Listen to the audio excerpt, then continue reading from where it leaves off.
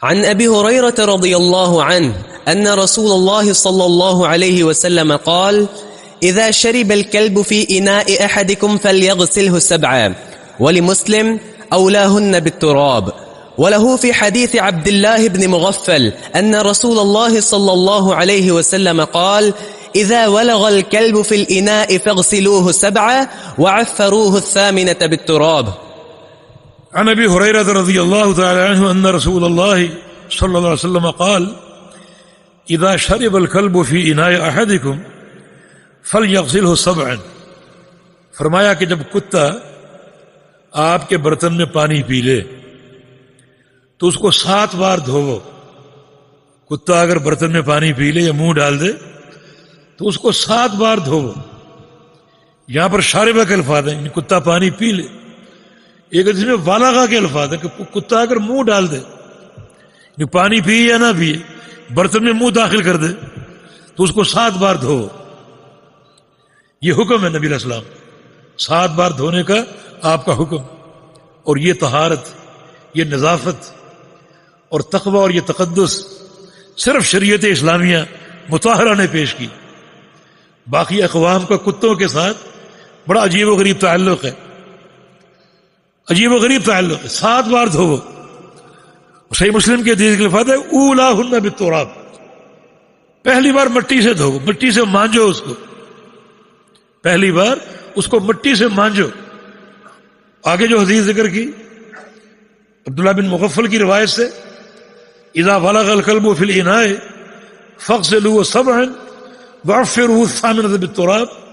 جب کتا آپ کے برتن میں منہ ڈال دے تو اس کو 7 بار دھوو اور 8ویں بار اس کو مٹی سے مانجو. 8ویں بار اس کو مٹی سے مانجو. تھوڑا سا تعارض ہے یہاں ہے کہ پہلی بار دھوو مٹی سے، دوسری حدیث میں 8ویں بار دھوو. حدیث میں 3 طرح کے الفاظ ہیں: اولاہن او اخراہن، احداہن یعفرہ 8. پہلی بار مٹی سے دھوو یا آخری بار، یہ شک کے ساتھ. اور ایک حدیث میں احداہن، ایک بار مٹی سے دھو جب چاہو. اور اس حدیث میں 8ویں بار مٹی سے دھو. یہ 8ویں بار کا جو متن ہے اس کو علماء نے شاذ قرار دیا ہے. اس کی سند صحیح ہے لیکن متن معنوی اعتبار سے شاذ ہے اور مرجوح ہے. اور زیادہ روایتوں سے اولاہن کی تصدیق ہوتی ہے کہ پہلی بار اس کو مٹی سے دھو. اگر آپ 7 بار دھو لیں، 8ویں بار اس کو مٹی سے مانجیں تو پھر یہ 8 بار دھونا ہوگا. جبکہ عام احادیث میں 7 بار دھونے کا ذکر ہے اور یہ تعداد مشروع ہے. اس تعداد پر عمل کرنا ضروری اور لازمی. یہ شریعت کی ہدایت ہے. یہاں ایک نقطہ بیان کیا ہے علماء نے، اور خاص طور پہ علامہ احمد شاکر مصر کے علماء میں سے.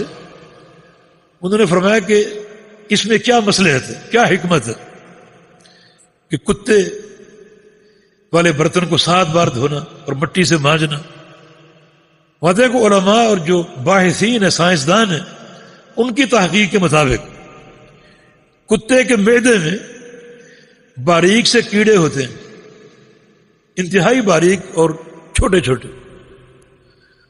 اور جب کتا گندگی کرتا ہے تو ان کیڑوں کے انڈے بھی ساتھ برآمد ہوتے ہیں.